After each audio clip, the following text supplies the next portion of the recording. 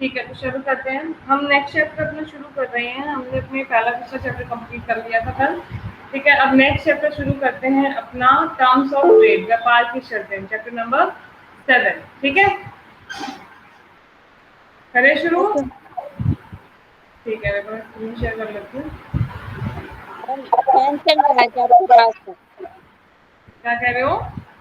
Ma'am, पंखे की आवाज आ रही है मैम।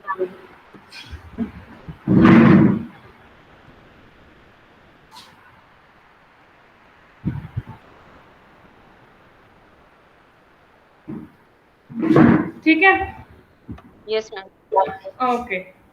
देखो, चैप्टर का नाम है आपका टर्म्स ऑफ ट्रेड, यानी कि इसको हम हिंदी में बोलते हैं व्यापार की शर्तें। अब देखो, व्यापार की शर्तें नाम से ही थोड़ा क्लियर होना चाहिए, हो रहा होगा आप लोगों को कि भाई जो व्यापार कर रहे हैं, अब व्यापार का मतलब क्या होता है, ट्रेड क्या होता है, ट्रेड की डेफिनेशन की, ट्रेड क्या होता है basically, sale and purchase of commodities, है ना। तो यहाँ पे अब बात कर रहे हैं हम टर्म्स ऑफ ट्रेड की, और हम पढ़ रहे हैं अपना इंटरनेशनल ट्रेड, यानी कि व्यापार की शर्तें इंटरनेशनल मार्केट में। एक तरीके से यही मतलब निकला ना इसका। ठीक है, तो टर्म्स ऑफ ट्रेड की अगर हम डेफिनेशन की बात करते हैं, तो टर्म्स ऑफ ट्रेड होता है क्या, कि एक ऐसा रेट जिसके ऊपर एक देश की जो गुड्स हैं दूसरे देश की गुड्स के बदले में एक्सचेंज हो। अब यहाँ पे हमारा मतलब बार्टर सिस्टम से नहीं है कि हम क्या कर रहे हैं कि आपका हम वस्तु के बदले में वस्तु ले रहे हैं, ऐसा नहीं है। बल्कि यहाँ पे हम बात करते हैं कि आपके एक्सपोर्ट प्राइसेस के और आपकी इंपोर्ट प्राइसेस के। ठीक है, यानी कि अगर हम किसी कंट्री से इंपोर्ट कर रहे हैं, तो उस टाइम पे हम अपने एक्सपोर्ट के प्राइसेस क्या रखेंगे, that will known as term of trade. ठीक है, टर्म ऑफ ट्रेड यानी व्यापार की शर्तें क्या हो जाएगा, वो दर होगी, वो रेट होगी जिसपे एक कंट्री की जो वस्तु है दूसरी कंट्री की वस्तु के बदले में बदली जाए, एक्सचेंज की जाए। ठीक है, आई बात समझ में? Yes ma'am. उसके बाद अब इसमें ना दो चीज होती हैं कि व्यापार की शर्तें टर्म्स ऑफ ट्रेड आपकी कंट्री के फेवर में है या फिर आपकी कंट्री के फेवर में नहीं। दो चीज रहेंगी, फेवरेबल टर्म्स ऑफ ट्रेड और रहेगा आपका बेसिकली क्या, अनफेवरेबल टर्म्स ऑफ ट्रेड कह दो या फिर डिटोरेट टर्म्स ऑफ ट्रेड कह दो। देखो, एक चीज और है कि जो टर्म्स ऑफ ट्रेड है ना, ये बेसिकली हम इसको एज अ रेशियो हम मेजर करते हैं। देखो आगे जैसे आप लोगों को यहाँ पे दिखेगा, अगर हम इसके फॉर्मूले की बात करते हैं ना, तो इसके फॉर्मूले के अकॉर्डिंग टर्म ऑफ ट्रेड में क्या करते हैं, हम एक्सपोर्ट के प्राइसेस अपॉन में इंपोर्ट के प्राइसेस करते हैं। यानी कि जो टर्म्स ऑफ ट्रेड के अगर हम फॉर्मूले की बात करें, तो it is a ratio of the export prices and the import prices. ठीक है, समझ में आया कि अगर इसके फॉर्मूले की बात करें, हमने क्या किया है कि एक देश के बदले एक देश की वस्तु दूसरे देश की वस्तु के बदले में किस रेट पे चेंज होगी, that is term of trade. अब यानी कि एक देश के एक्सपोर्ट और एक देश की इंपोर्ट की बात हो रही है, एक्सपोर्ट और इंपोर्ट की बात हो रही होगा इसके अंदर, क्योंकि जिसके लिए हमारे कंट्री हमारी गुड्स एक्सपोर्ट है, किसी के लिए इंपोर्ट होगी, और किसी के लिए हमारी इंपोर्ट है, किसी के लिए एक्सपोर्ट होगी। ठीक है, तो अगर इसके फॉर्मूले की बात करते हैं टर्म्स ऑफ ट्रेड की, तो टर्म्स ऑफ ट्रेड का फॉर्मूला बनता है इंडेक्स ऑफ एक्सपोर्ट प्राइसेस, यानी कि एक्सपोर्ट के प्राइसेस क्या रहेंगे अपॉन में index of import prices into में 100। ठीक है, ये इसका फॉर्मूला बनता है। अब अगर हम इसकी बात कर रहे हैं कि आपका टर्म ऑफ ट्रेड आपकी कंट्री के फेवर में है या फिर आपके टर्म्स ऑफ ट्रेड आपकी कंट्री के फेवर में नहीं है, वो डिपेंड करेगा आपके एक्सपोर्ट प्राइसेस और इंपोर्ट प्राइसेस पे। ठीक है, अगर मैं कहती हूँ कि आपका टर्म ऑफ ट्रेड इंप्रूव हो रखा है, आपका टर्म ऑफ ट्रेड क्या है, इंप्रूव हुआ है, इसका मतलब क्या होगा। अब टर्म ऑफ ट्रेड का फॉर्मूला देखो, आपने क्या लिखा है, ऊपर एक्सपोर्ट के प्राइसेस लिखे हैं, नीचे इंपोर्ट के प्राइसेस लिखे हैं, है ना। इसका मतलब अगर मैं ये कह रही हूँ कि आपका टर्म ऑफ ट्रेड इंप्रूव हुआ है, अगर टर्म ऑफ ट्रेड यानी कि जो ये वैल्यू है, टी की जो वैल्यू है ये इंप्रूव हुई है, ये बढ़ी है। इंप्रूव होने का मतलब तो यही होगा ना कि टी की वैल्यू बढ़ेगी, यही मतलब हुआ, है ना। मैम। ठीक है, अब ये वैल्यू कब बढ़ेगी, ये वैल्यू तब बढ़ेगी ना जब एक्सपोर्ट के प्राइसेस बढ़े और इंपोर्ट के प्राइसेस कम हो जाए। या फिर रिलेटिवली अगर हम बात करें, अगर इंपोर्ट के प्राइसेस कम ना भी हो, अगर हम ये कहें कि एक्सपोर्ट के प्राइसेस बढ़ जाए इंपोर्ट के कंपैरिजन में, तो टर्म्स ऑफ ट्रेड आपका इंप्रूव होगा, यानी व्यापार की शर्तें आपका बेहतर होंगी, है ना। Yes ma'am. देखो अब अगर इसको हम इन जनरल लाइफ भी आप बोल रहे हैं, आप मैं ये कह रही हूँ कि व्यापार की शर्तें कब आपकी कंट्री के फेवर में होंगी? कंट्री के फेवर में तब होंगी जब व्यापार की शर्तें बढ़ रही होंगी, यानी कि आपके कंट्री के लिए बढ़ रही होंगी। अब बढ़ेंगी कब? ऑब्वियसली बात है, व्यापार की शर्तें तभी आपके देश के लिए अच्छी होंगी ना, जब आपके एक्सपोर्ट जो प्राइसेस हैं वो ज्यादा हो इम्पोर्ट के प्राइसेस के बदले में। एक्सपोर्ट के प्राइसेस ज्यादा होंगे तभी तो मैं कहूंगी ना कि व्यापार से मुझे लाभ हो रहा है ना? Yes ma'am. Yes ma'am. तो यहाँ पे, और अगर मैं ये कहूँ कि इंपोर्ट के प्राइसेस आपके बढ़ जाएं एक्सपोर्ट के कंपैरिजन में, तो इसका मतलब क्या होगा कि आपके जो टर्म्स ऑफ ट्रेड हैं वो कैसे हो रहे हैं? आपके डिटोरेट हो रहे हैं, यानी कि घट रही हैं, है ना? है ना? Yes ma'am. Yes ma'am. ठीक है। तो इसका और अब देखो, अभी एक्सपोर्ट और इंपोर्ट की बात हो रही है, तो इकोनॉमी कैसी है आपकी? ओपन है या क्लोज्ड है? ओपन है मैम। ओपन आपकी ओपन है। ठीक है। तो इसीलिए यहाँ से अब हमारे पास एक चीज निकल के आई कि आपका टर्म्स ऑफ ट्रेड क्या होता है? टर्म्स ऑफ ट्रेड होता है वो रेट, वो दर जिसपे एक कंट्री की वस्तु दूसरे कंट्री की वस्तु के लिए एक्सचेंज की जाती है। अगर हम इसके फॉर्मूले की बात करते हैं टर्म्स ऑफ ट्रेड के फॉर्मूले की, तो फॉर्मूला क्या हो जाएगा? Index of export prices upon में index of import prices into में 100, यानी कि निर्यात कीमतों का सूचांक अपॉन में आयात कीमतों का सूचांक इनटू में 100। ठीक है।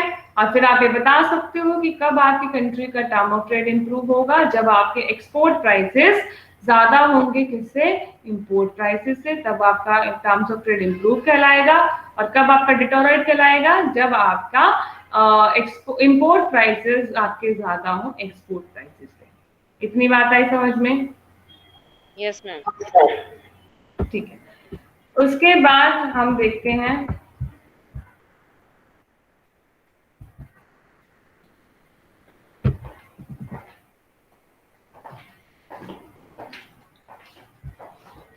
ठीक है, उसके बाद है आपके फेवरेट, एक सेकेंड और रुकना चाहिए।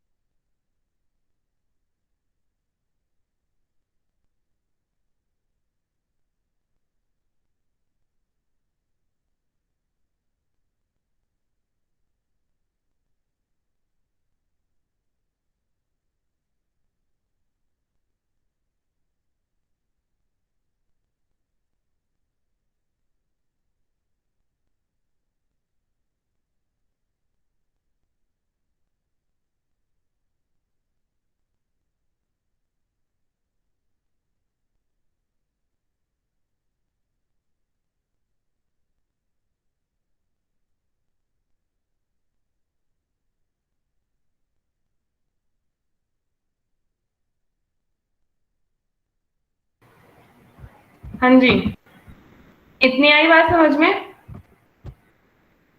Yes ma'am. ठीक है। उसके बाद देखो यही दे रखा है आपके फेवरेबल टर्म्स ऑफ ट्रेड क्या होती हैं और अनफेवरेबल टर्म्स ऑफ ट्रेड क्या होती हैं। ठीक है, ये दो चीज आपको समझनी है, फेवरेबल टर्म्स ऑफ ट्रेड क्या होती है और अनफेवरेबल क्या होती है। मैंने अभी आप लोगों को बताया कि फेवरेबल टर्म ऑफ ट्रेड क्या होगा? अगर आपका जो ये इंडेक्स है, यानी कि जो टी की वैल्यू है, अगर ये इंक्रीज होती है तो आपका टर्म ऑफ ट्रेड क्या, इसका मतलब क्या है कि वो फेवर में है ना? अब इसमें यहाँ पे अब सिंपली इतनी लाइन लिख के काम नहीं चलाना है, आपको प्रॉपर करके एक एग्जांपल लेके बताओगे।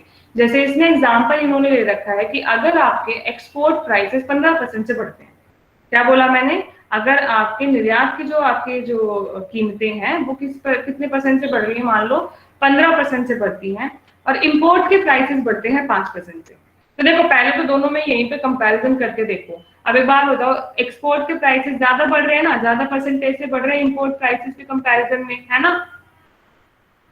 Yes export ma'am. के प्राइसेस Yes, 15% से बढ़ रहे हैं और इंपोर्ट के प्राइसेस 5% से बढ़ रहे हैं। एक बात बताओ, पहले अगर हम अब इसमें देखो बात क्या है कि हम इसमें बेस मान के चलते हैं कि आपके जो इंक्रीमेंट हो रहा है ना, वो 100 से इंक्रीज हो रहा है, ठीक है? यानी कि अगर आपके हम स्टार्टिंग में ये मान के चलते हैं कि 100 आपके अगर एक्सपोर्ट प्राइसेस थे, तो अगर मैं ये कहूँ कि 15% से बढ़ रहा है, तो ओवरऑल आपका प्राइसेस, एक्सपोर्ट प्राइसेस कितने बढ़ जाएंगे? 115% हो जाएंगे, ठीक है?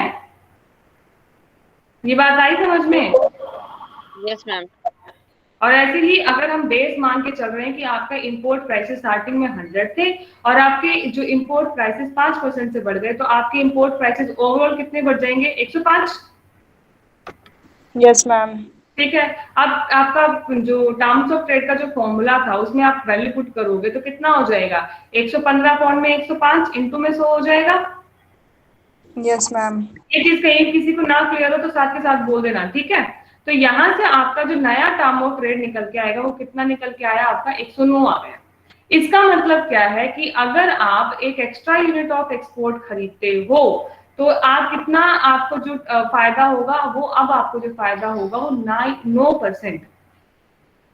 9% ज्यादा आपको फायदा होगा। यानी कि अगर आप क्या कह रहे हैं यहाँ पे, अगर आप एक extra unit of export bye करते हो, ठीक है, तो यहाँ पे जो आपको इंपोर्ट से जो ज्यादा, मतलब अगर आप बाय करते हो, तो जो आपका और जो टर्म्स ऑफ ट्रेड था, उससे 9% ज्यादा आपको यहाँ पे फायदा होने वाला है, ठीक है?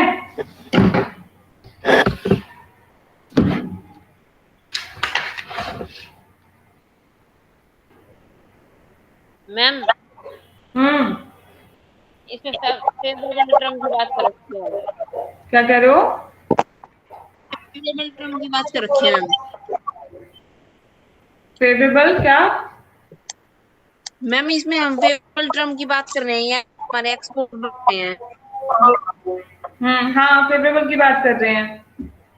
तो मैम लास्ट में इन्होंने ये रिजल्ट क्यों निकाला कि 1 unit of export will be by 9% more import than old term?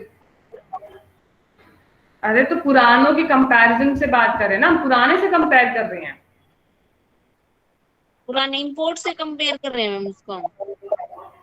तो ओवरऑल ट्रेड की बात करते हैं हम यहाँ पे।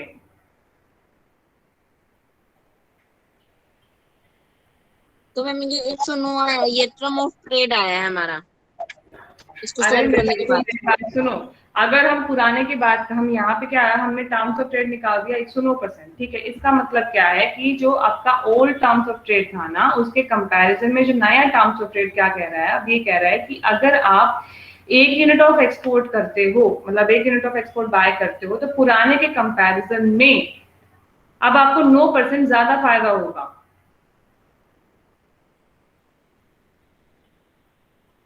9% ज्यादा फायदा होगा इंपोर्ट में मैम? एक सेकेंड, ओवरऑल फायदा बोलते बेटा, यहाँ पे आप ऐसा नहीं करते हो कि आप इसमें ये कह रहे हो कि और मतलब इंपोर्ट में फायदा है, एक्सपोर्ट में, आप इसमें ओवरऑल फायदा देखते हो।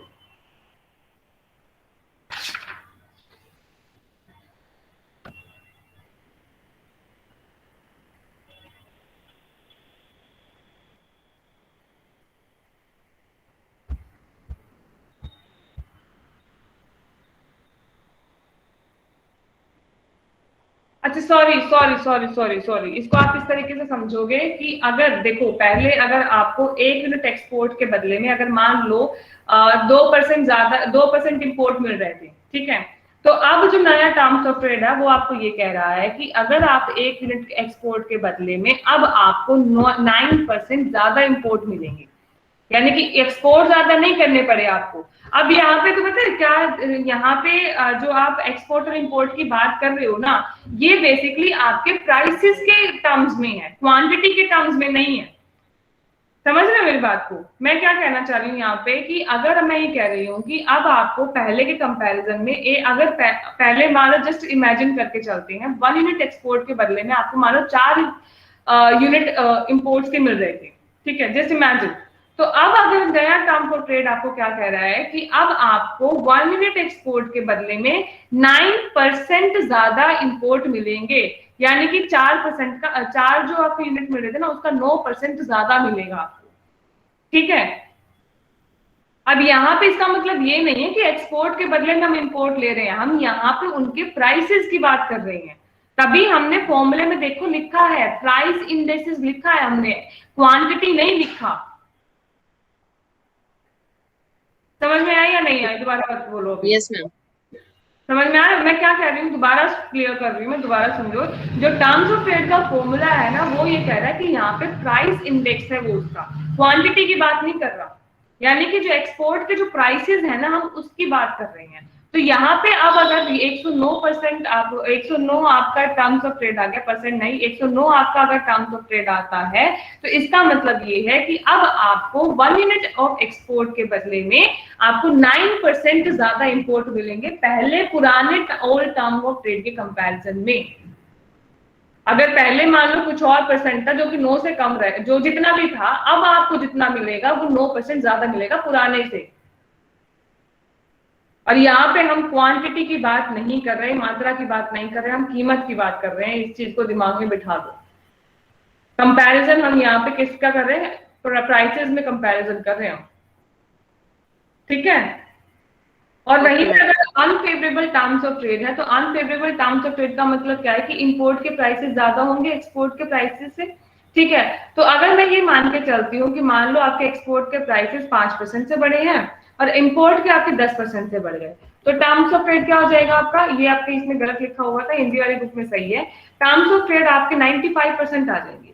अब इसका मतलब क्या है कि अब आपको 1 यूनिट एक्सपोर्ट के बदले में 5% कम इंपोर्ट मिलेंगे पहले के कंपैरिजन में। ओल्ड टर्म्स ऑफ ट्रेड था उसके कंपैरिजन में, ठीक है। आई ना समझ में? Yes ma'am. ठीक है।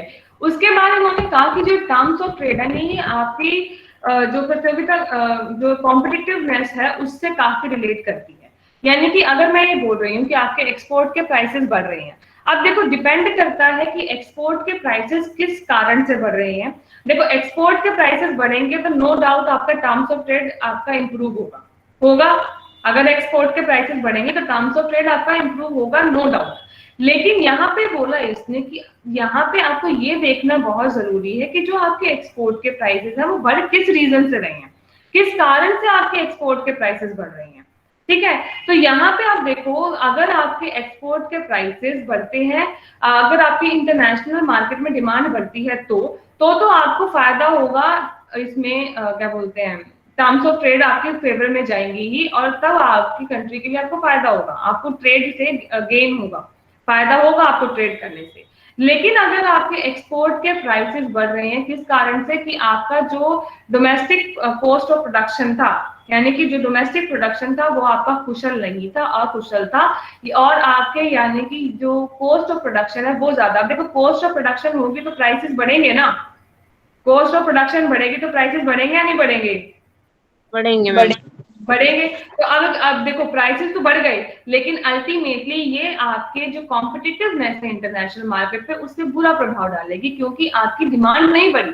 एक्सपोर्ट के प्राइसेस आपकी खुद की जो डोमेस्टिक कंट्री है उसकी इनएफिशिएंट कंडीशंस के कारण आपके एक्सपोर्ट प्राइसेस बढ़े हैं। इसीलिए अब आपका जो टर्म्स ऑफ ट्रेड है भले आपका वो फेवर में है लेकिन आपके यहाँ से कॉम्पिटिटिवनेस यहाँ से खत्म होती है इंटरनेशनल मार्केट में। क्यों? क्योंकि एक्सपोर्ट के प्राइसेस आपके इनएफिशिएंट डोमेस्टिक प्रोडक्शन के कारण बढ़े हैं।